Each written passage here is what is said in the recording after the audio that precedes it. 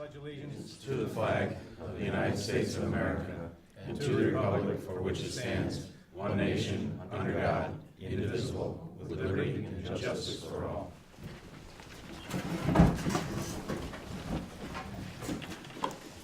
Usually we'll start with minutes from September 9th, public hearing. A motion to accept minutes. Make a motion. Dave, a second. Second. Moved by Howard, all in favor? Aye. The minutes for the September 9th regular town board meeting, I need a motion to accept. Make that motion. Motion by Charlie, a second. Second. That's by Scott. All in favor? Aye. Okay, the minutes on the special board meeting of October 1, there was a small error with that. Kim, down towards the bottom where it talks about the project with the Reformed Church, BOCES, and the adjoining property owners, there's two projects. That one that you're referring to there, the Reformed Church and BOCES, is the Callicoon Creek. That's with the wall behind the Youngsville School. The other one that you've referred to is with the right of entry forms.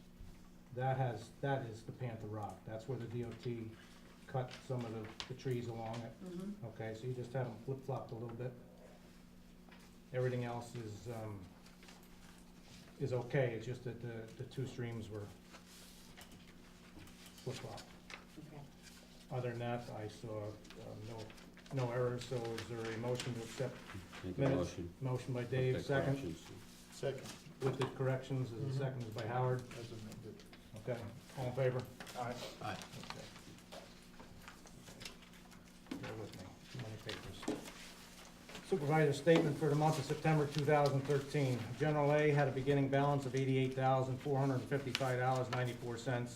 Total received was $23,339.96. Total dispersed $44,178.52, leaving an ending balance $67,617.38. Savings for the General A is at $339,590.59. General B began at $626.45. Total received $5,551.32. Total dispersed $4,777.65, leaving an ending balance of $1,400.12. The savings for the General B is at $69,222.21. Beginning balance of the Highway DB, $85,188.31. Total received was $197,799.32. Total dispersed $39,756.55, leaving ending balance of $243,231.08. The savings for the Highway DB, $50,334.19. Highway DA had a beginning balance $51,348.87. Total received $6.14. Total dispersed $47,487.54, leaving ending balance $3,867.47. Savings for the Highway DA is at $578,052.89. Youngsville Water District had a beginning balance of $5,133.69. Total received was $14,673.64, and the total dispersed was $15,182.57, leaving an ending balance of $4,624.76. Savings for the Youngsville Water District presently $21,405.89. Motion to accept supervisor's report is read. Motion. Howard, a second. Second. By Charlie. All in favor? Aye. Aye, thank you. Janet, if you could do a code enforcement and town clerk report, please. Okay, paid $4,354.07 to the supervisor. I paid $11,661.43 to the DEC for decals. I paid $42 to animal population control and $67.50 for marriage licenses, for a total of $16,125 even. And I received $1,980 from the code enforcement officer. Okay, thank you, John. Motion to accept town clerk, code enforcement officer report is read. Motion. Dave, a second. Second. By Scott, all in favor? Aye. Aye. Janet, order the bills, please. General aid fund vouchers number 269 to 296, $15,572.68. Another bill from Double Clean for $340. General B fund vouchers number 34 to 36, $1,209 even. Another bill from Catskill, Delaware for $21.61. Highway DA fund vouchers number 97 to 106, $8,908.62. Another bill from Cook Brothers for $3,410.20. Highway DB vouchers number 30 to 36, $41,490.86. Another bill from Pete's Hybrid for $200. Water District vouchers number 1 through 35, $15,850.56. Another bill for Brett Erdman for $8,800, and Lewis Methel for $1,200. Capital Project vouchers number 1 to 4, $17,924.90. Tom, was that vouchers for the water district 31 to 35? Yes. I thought I heard Janet say 1. 31 to It's- 35. Oh, okay, I heard 1. Okay, no, 31, 35. 31 to 35. Right. Motion to accept Motion, I'll make that motion. by Howard, a second. Second. By Charlie, all in favor? Aye. Pay the bills, thank you, all in favor. Okay, the warrants, the September payroll check number 21324 to number 21339, and the direct deposits, the amount of $36,747.98. Need a motion? Motion. Second? Second. Scott, all in favor? Aye. Trust and agency checks number 4929 to number 4934, and the electronic transfers, amount of $274,773.96. Motion. Motion by Dave, second. Howard? Yeah. Okay, all in favor? Aye. Aye. Okay, highway superintendent report, Chris? Things are going well. We had 10 containers for cleanup this year, 10 and 2 metal, so went well. And then, yeah, I'm just keeping an eye on the 10-day forecast. We started to convert a couple of the trucks over, but we're still using a lot of them, so we're getting a lot of culverts done yet with the dry weather. And so just keep an eye on the long range, and I see it's gonna get down to 30s maybe towards the end of next week, but we'll see. As long as it continues, we'll keep working on that, so. Started converting a few of the trucks, so. Yep. Do you have anything for Chris? Good. Thanks, Chris. Code enforcement, Kevin, where you at?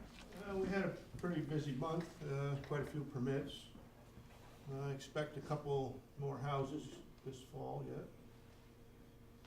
Our junkyard is in the process of being cleaned up. I don't think he's gonna make the deadline, but we'll be there to monitor it.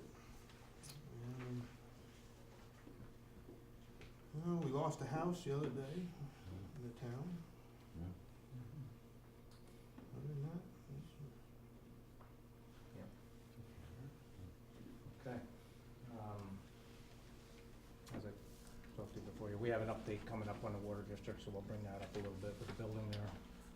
And junkyard as well. I spoke with Kevin earlier in the day regarding that, but man's making an attempt. He's under court order to clean up, and he had a deadline of the 18th, or face a fine. So we've got our fingers crossed, but he is attempting to get it done, and that's a good thing. Okay, anybody have anything for code enforcement? No? Okay. All right, then we'll go to the open floor for anything that's on our business items list for tonight. If you have anything to comment about what's on the business items, now's the time. If not, we'll go right into those business items. Yes. Regarding the Youngsville Water District, some years back, we had the board appointed an advisory committee, and I was curious that have any of the members been contacted to be part of any of the decisions that are being made about the water district changes and improvements?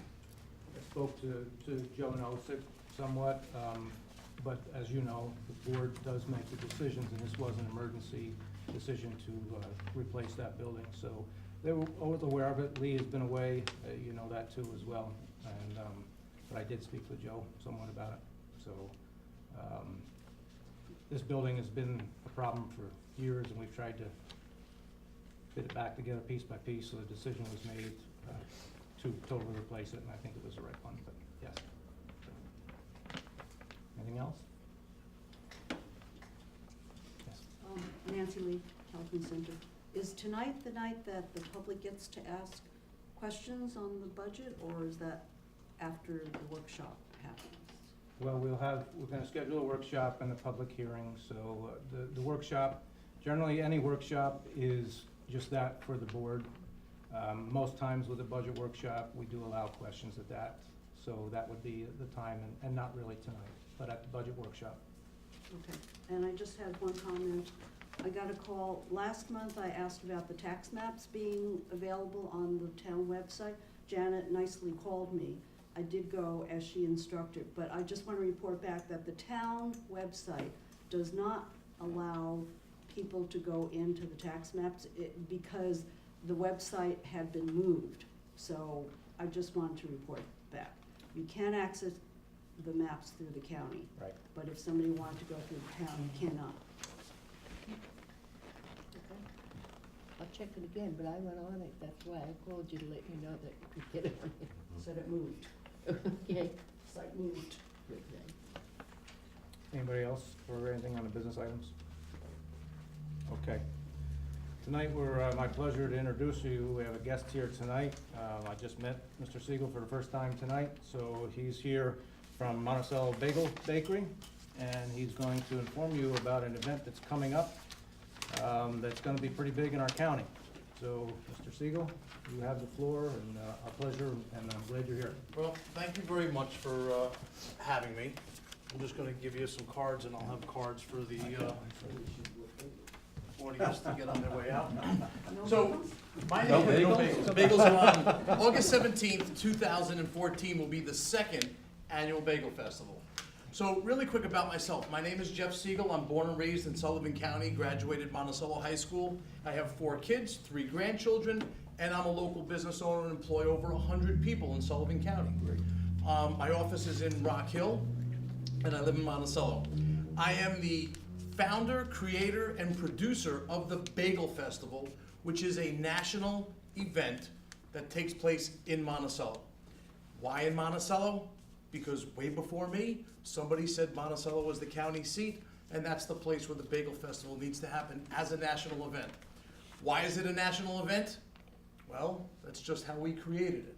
To give you a quick background of what happened in the last 2 years leading up to August 17th, 2013, the village of Monticello, the town of Thompson, the county of Sullivan, the New York State Senate, and the New York State Assembly all voted, signed, agreed, and passed resolutions that Monticello is, in fact, the bagel capital.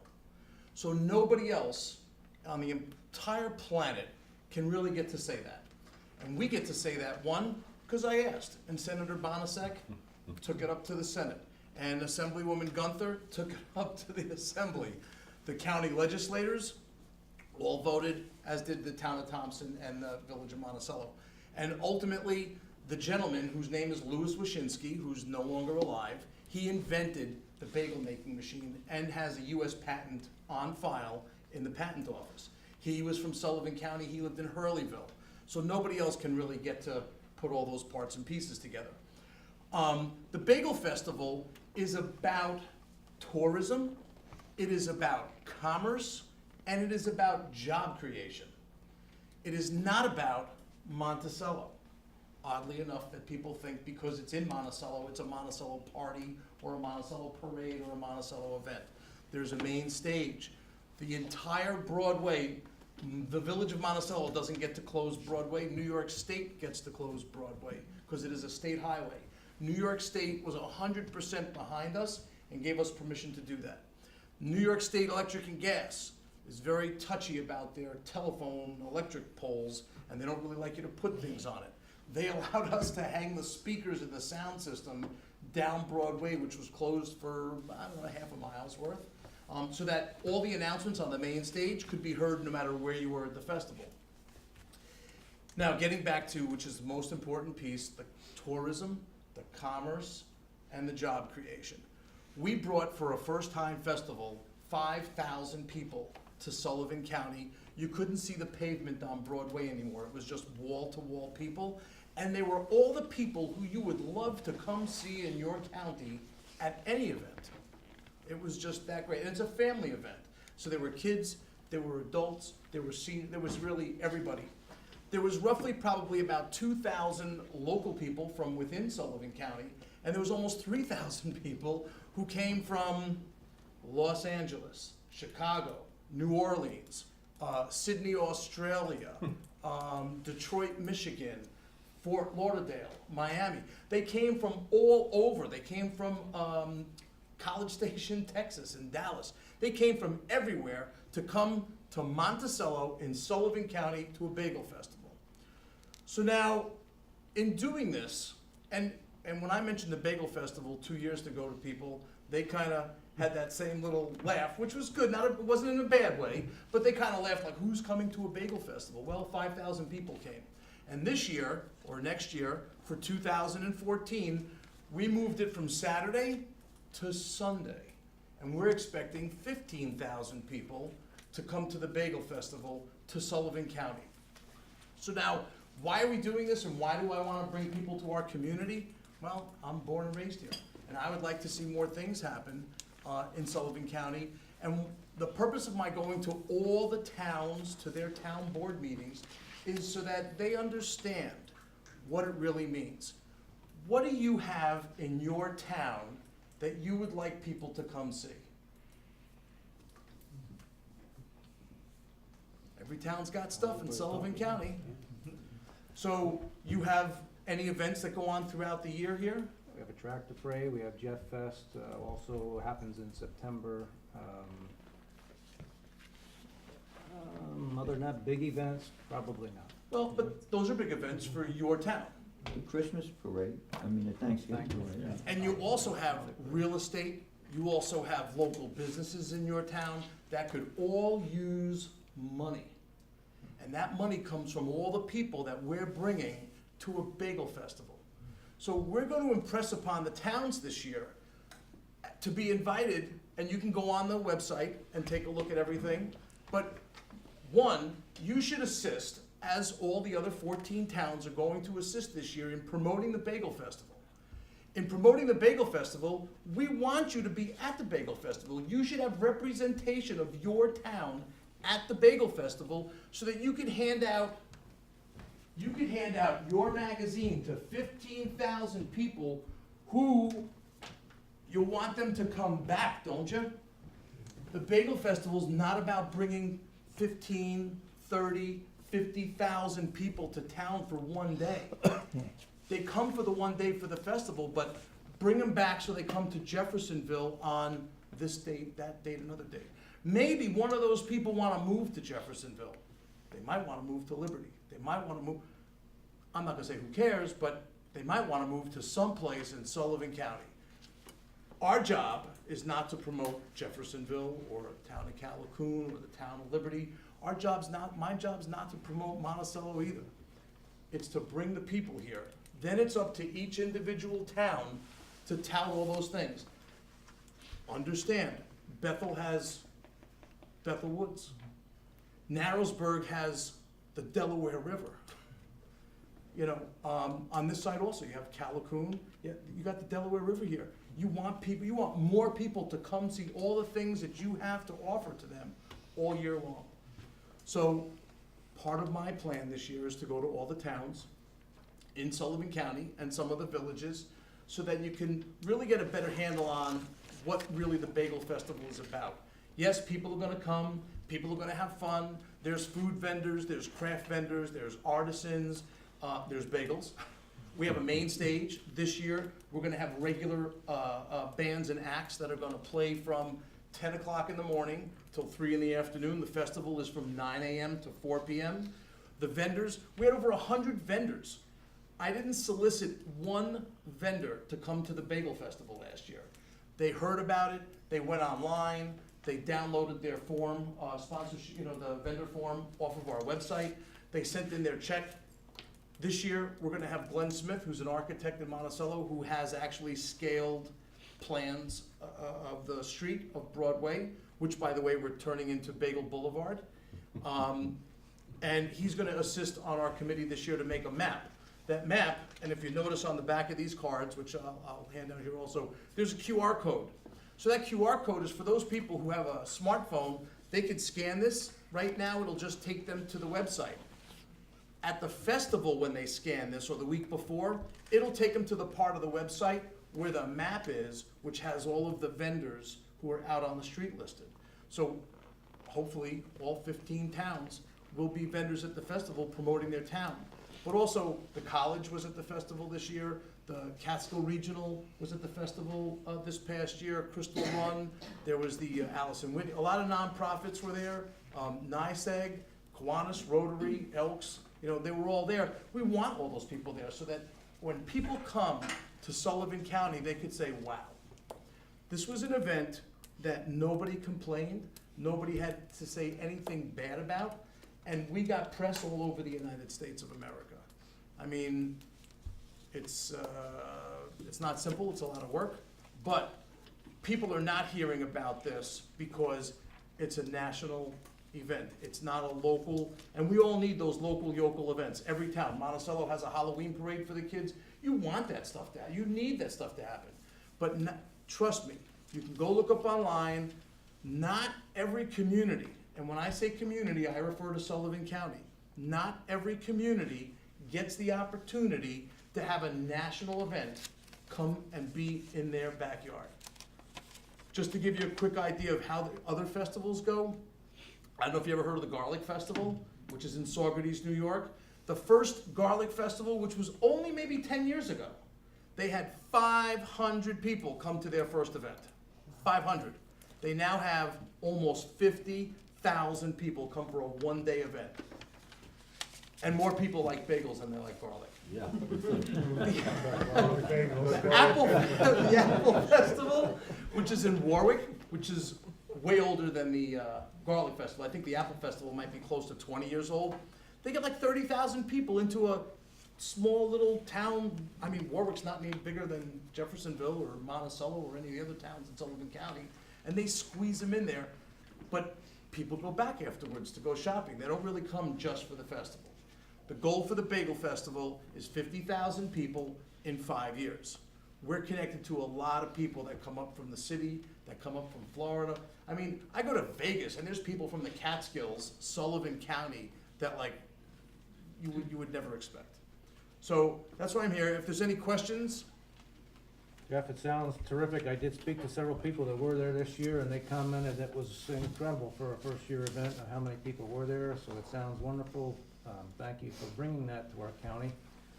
I just wondered if the date was on purpose on the anniversary of Woodstock, or was that just coincidental? Because that also brings a lot to the county, and whether another weekend would bring them another week, you know what I'm saying? So it was just a question. You're the, I had.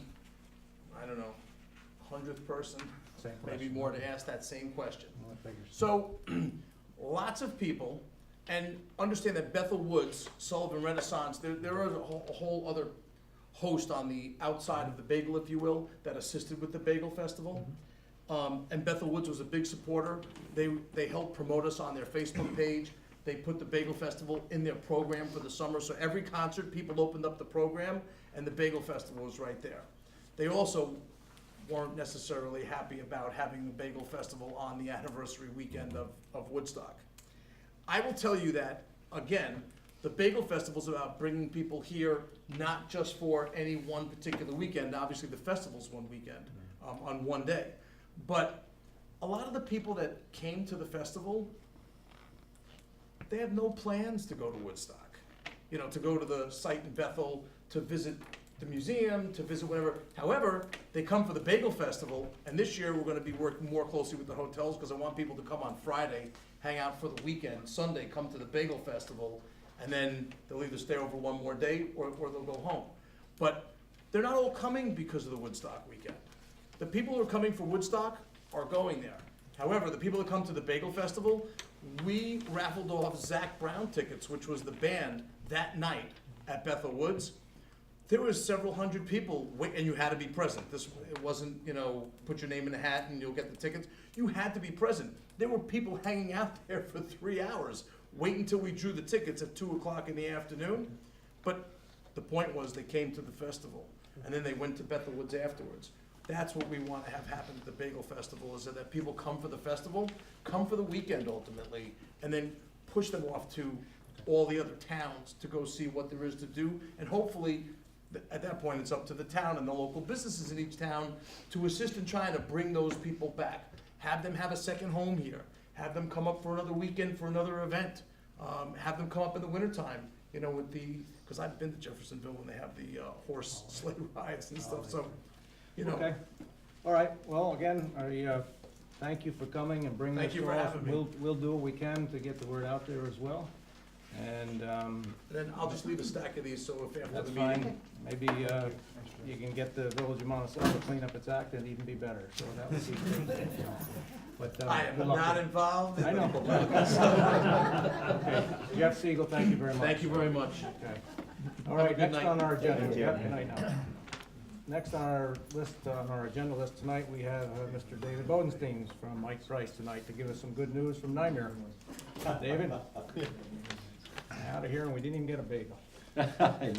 I bought money. Good. Better yet, box of money. I'm not sure about a box full, It's gonna take you less time, too. just very quickly as a reminder, we talk about this usually when we do your insurance renewal, but you are insured with NYMER. You have been insured with NYMER for several years. NYMER is a reciprocal. When you joined the reciprocal, you had to put up a capital contribution because, in essence, the policy holders own the company. That's the concept. Over the previous 4 years, anybody that had been insured longer than that with NYMER, what they did was, as long as you renewed with NYMER each year, they returned your capital contribution 25% a year for 4 years.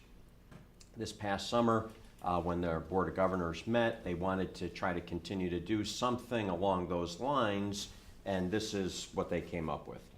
It says in 2008, the NYMER Board of Governors, made up of 13 local government officials from across the state, decided to initiate a program by which NYMER would return the capital contribution made by each member when joining NYMER. This distribution demonstrated the strength of NYMER, which is the largest and most successful example of a municipal corporation anywhere in the state of New York. From 2008 to 2012, NYMER returned over $9 million back to its members. At NYMER's 2013 annual meeting, the Board of Governors elected to continue with the return of the capital program for the next 2 years by returning the interest on the original capital contribution. For most of the members, this means that NYMER will have returned all of your municipality's initial capital investment, as well as interest earned on that capital. These upcoming interest distributions have been made possible due to the dedication and loyalty of our membership over the past 20 years. The town of Callicoon received an original capitalization distribution of $10,153. Over the next 2 years upon renewal, you will receive an interest distribution of $1,185.50, which I have that check for you with me tonight.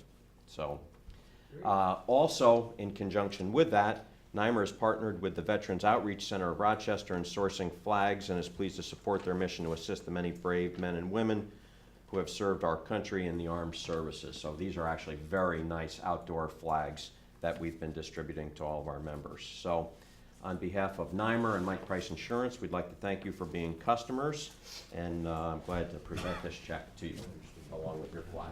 Thank you very much. Thanks, David. You're welcome. That's good. Picture on camera tonight?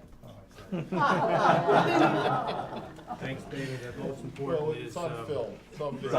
on. right, okay. And most importantly, yes, is return interest dividends, so that's, very well received, and thank you for that. And the flag, we're in need of one here. We'll replace that one and, the one that's out there. So David, thank you. Thanks again. Okay. Thanks, Dave.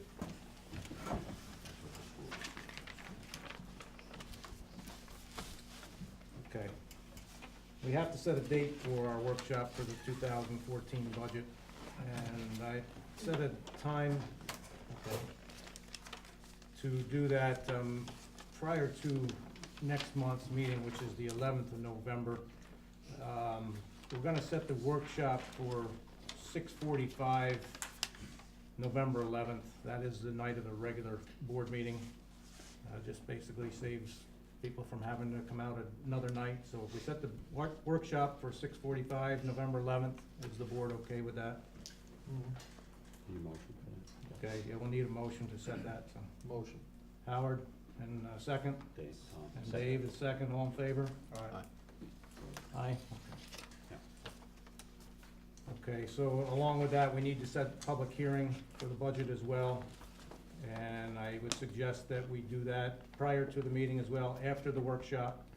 So if we would set that for 7:15, that gives us a half an hour for the workshop. We've been able to get through them at least or shorter than that. So if we set the public hearing for 7:15, November 11th, need a motion? Motion. Charlie, in a second, Second. by Howard, all in favor? Aye. Aye. Next one, Janet would just like to remind you that her office, the town clerk's office, will be open November 15th until 6 PM, so that everybody come in for last minute for their hunting licenses, and we need to advertise for that. So It's a Friday night. Friday evening, November 15th, and it'll be open till 6 PM. So if the board is okay with that, we need to advertise, we'll need a motion. I'll make that motion. Second. Second by Scott, all in favor? Aye. Aye. Okay, we spoke a little bit prior to this, the Youngsville Water District update. As you know, if you've been following along, we did move to replace the old building at the water district that houses the filtration plant. The work was awarded to Brett Erdman Contracting. He started it. They've made very good progress. They were held up a little by waiting for the trusses. They received them last week. I was there today. The building is up, the roof is on, and now they have some finished work to do, but he's about on schedule. He'd have been probably done if they didn't have to wait for trusses. Looks good to me. Some of the other, I know Kevin's been there, Greg's been there several times. Been very little problems with it. So certainly by end of month, they should be complete. So if anybody has any questions regarding that? No? No. Okay. Next on our list says audit proposals. Each year, the board has requested, and a bookkeeper has requested an audit by an outside firm to, each year. We've had the same firm for many years now. How many? Long time. We used to do 3-year agreements with them. This year ended our 3-year agreement with Cooper and Neiman, now is Cooper Arias. So we requested proposals from other accounting firms, and we got 3 proposals back. We did, since it is professional service, we did not have to solicit bids, and the board can choose whatever firm they would like to because of their professional service. I spoke to the board members about this. We've received proposals in the range from $5,500 to $20,000.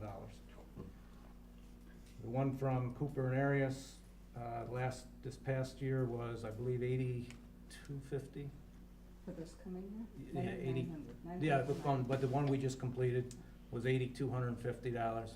Their proposal for this coming year, 2014, was $9,900. We had another firm had proposed $20,000 for the same type. We chose to go with Ruiz, Jonathan Ruiz firm. He had quite a conversation with Joanne one day about what they would provide, and we have chose to go with their proposal of $5,500. Cool. They proposed $5,500 to do a certified review, which is, according to Jonathan and the people that work for him, is all that is necessary. That includes a financial statement that goes to the controller's office. But if we choose to do the audit, similar to what we've been doing in the past, it would be $7,500.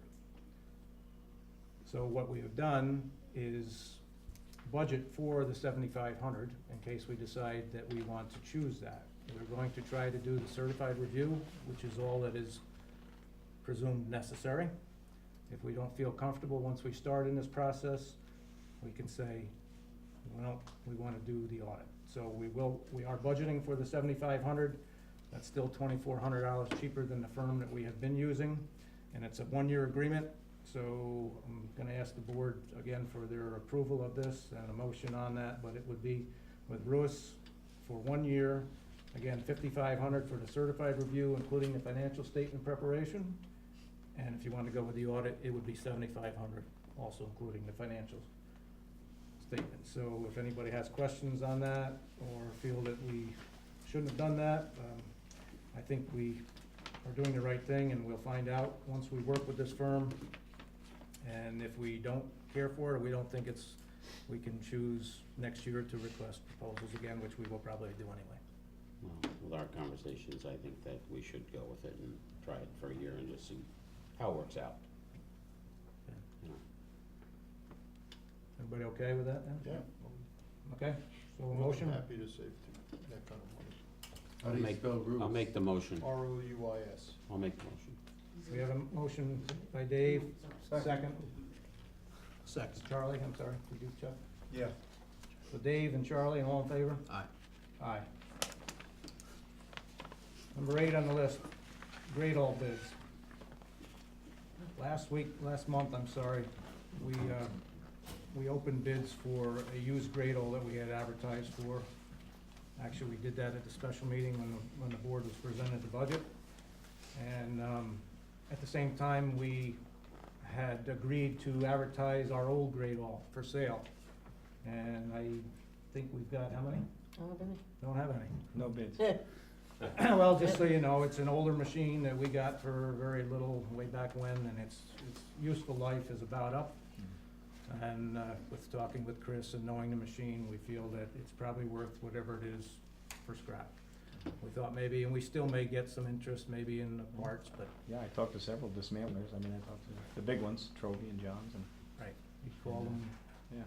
So with no proposals for that, at this point, we'll just wait and see if Yeah. we get anything later on, and if not, we'll probably just drive Drive it it to out Weinert's. Yeah.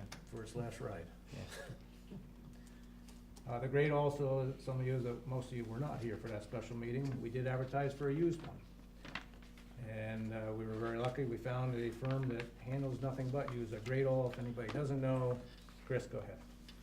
I know what, I know Is what our it is. ditching machine with straight boom, yeah, which is just basically used just for, they do make other attachments for it, but primarily used for ditching. And for getting the nice straight lines and grade in your ditches and however you want them and make them look nice. So, so we are, it's just a highway machine for dirt roads, paved roads, whatever, but it's meant to stay on the road and do the ditching. So, we advertised for this, basically the smallest one, smaller model, 3100 series, which is a single axle, 4-wheel drive, and like Tom mentioned, we were lucky enough to find an outfit that buys and sells lots of used grade also. The one that we rented a couple years, last year was about 300,000 new, so we got this one, which is a 2003, but it only has 2,400 hours on it, so we got this one for 120,000, so we're hoping to get 10 or 15 years out of it and be ahead of the game. So that's what we're doing. But he was not interested in the 1982 machine that we have. For some reason, he didn't. He told me basically the same thing, was to drive it to the scrapyard. So he wouldn't take it on trade. So that's how it goes. Okay, and we've had the opportunity to use this, we did not purchase it before we tried it out, so the men have been using it. And there was a few little things I know they're Yeah, gonna take yeah, care he of, did. but We we have It's not got a few done, bugs. Yeah. right, we have not paid for it because it was discussed that we would try this before we purchase it, obviously have the right to refuse it. So I've looked at it underneath, all around, looks like new to me, and I'm glad we were able to do that, and probably save about $200,000 from the cost of the new one. Yeah. So, thanks, Chris. Anybody have anything on that? No, it's great. Good find. Thanks, Chris. And if anybody's interested in a used grade. A law, 1982. It runs. We'll deliver it within the town as is. As is. Maybe we can sell it at the Bagel Festival next Okay, thank you, Chris.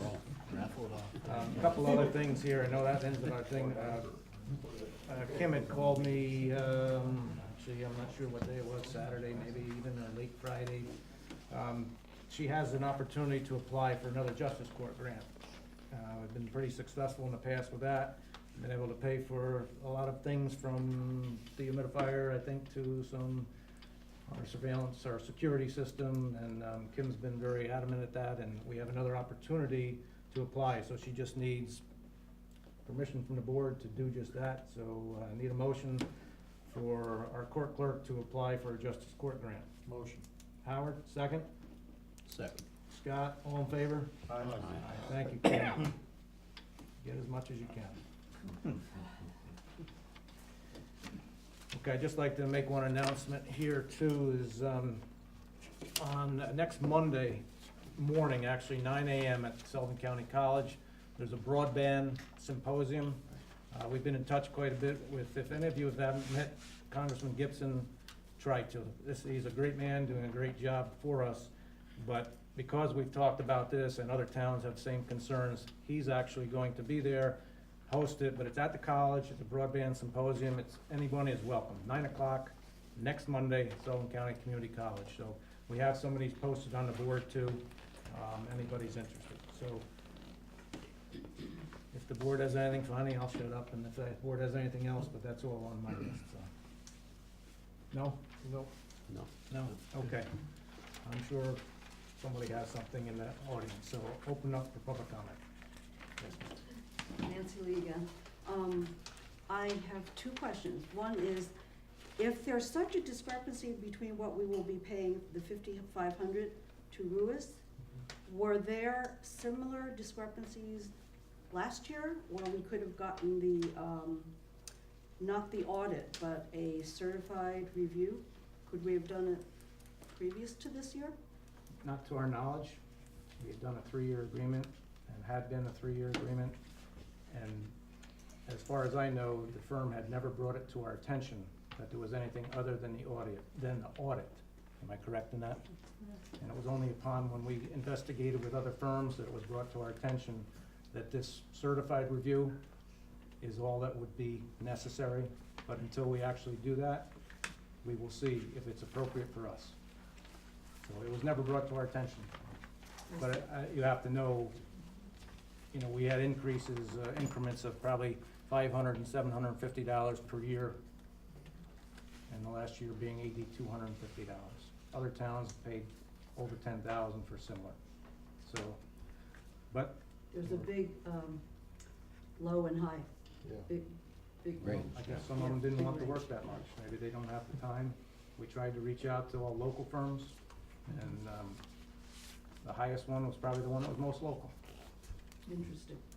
My second question is, this may sound bizarre, but having been a teacher, there are many districts that sell their used equipment through eBay. You can sell anything on eBay, so I wonder if the used equipment, Chris, might fetch something on eBay. Yeah, I mean, it's kind of one of those things where you have to list it as, of course, pickup only. I mean, we're not gonna put it in the post box, but, or a UPS truck, but yeah. No, I mean, if you listed it as pickup only, I think Craigslist usually works better for the bigger items, you know, stuff like that. Because this isn't something you wanna get on 17 with either, you know, or Pretty much anything, when we're done using it, we're done. yeah, yeah. There's not- Unfortunately, this thing is starting to leak, yeah. We try That's and it. offer out, I mean, we sold a used truck last year to another township, and they're happy with it, we were happy to get what we did. Yeah, yeah. And, yeah, we try and do that if there's someone looking for it, but the age of this, and, It's pretty obsolete because it's so slow and it's so big and it's so old, but, and it is, very well used. It's leaking a lot of fluids. anything else? I know we got, Yeah, Larry Fabian, Callicoon Center. It's a general thing, it's really a policy issue that I'd like you to consider. And that's basically pedestrian improvements. Now, I live in Callicoon Center, I see there are a lot of people that walk up and down Gulf Road, people in their little mobility carts and stuff like that, and along Main Street here and maybe in Youngsville too. And is there a problem? So one is a question, does anyone keep statistics on every year, how many accidents are there with pedestrians and people on bicycle or other things? I mean, does anyone have the information, and is it significant enough to look into? And then I would like to consider that, you know, every highway, street improvement could, with a little attention, more than additional funds, you could make it better for pedestrians. I think obviously in the hamlets and the towns, that's more important, but I must confess, I have not gone through the new general plan or comprehensive plan. Is there anything mentioned in there about it? Highways are mentioned, obviously, as routes of travel. Yeah, But, I mean, what you're and speaking- highways are a big chunk of the town budget. Yeah. I mean, not just the improvements to the highways and byways, but also all the vehicles and the gas that the town uses to do its stuff. If we could just keep our pedestrians from texting while they're talking, there would probably be a lot less. But, you know, you asked a serious question, and we don't keep statistics on that. Naturally, your state or the county roads that are involved may. You know, yeah, Howard mentioned fire. Well, we'll have statistics if we go to a call. I can tell you, we have a lot of motor vehicle accidents. But I can't tell you the last pedestrian that I went to, you know. Well, if there's a motor pedestrian vehicle accident, is that automatically assuming it's serious enough that it's not just a fender bender and people drive on? Do vehicle accidents get recorded? Not by us, if that's what you're asking. If there's an accident, you know, state police, if they investigate it, they keep it. If the sheriff investigates, they keep it, because you're dealing sometimes with state roads and sometimes with county roads and sometimes with town roads, but the police, they have accident reports, the insurance companies have them too. I mean, And our town roads are- MVP, you know, MV 104 has to be filed, that's probably where the motor vehicle department would have it. The Motor central vehicle one, would, for yeah. sure. I mean, again, any type of emergency response by fire EMS is recorded. We have to keep them, we have to submit them to Office of Fire Prevention and Control. That is, you know, whether it's a house fire, whether it's a motor vehicle accident, that type of thing. But statistics, you know, and it might show, but motor vehicle would probably be the way, but, you know. Yeah, Peter. pedestrians as well as bicyclists, they have a certain responsibility to present themselves walking on the road in a safe manner also. I mean, I've driven on the road, people are walking out on the road. I mean, you gotta go around them, whereas they just could I'd like step to stop aside. every time I see people that are walking with their back to traffic. Right, It just there's annoys another me thing. so much that, you know, they just assume that the driver's going to see them or not have, you know, whatever it is, but it happens so often. And, it's a shame, but, you know, again, little common sense. If you're gonna walk with your back to traffic, I think if you hear something coming, at least turn around. But anyway, so to answer your question, we do not keep statistics on that. Thank goodness we don't. Motor vehicle would probably be your best bet. Okay? I know we have two students, and they wanna be heard. I know the young man here wants to get up. He has a comment, I know he does. We're glad you guys are here, and I know you got some paperwork we will sign for you. So we're glad. At 6:15 the other morning, Sean responded with me to a house fire up in Chandelier, and I can tell you, this young man has got a real future ahead of him, because I was really glad that he was with me, so thanks, Sean.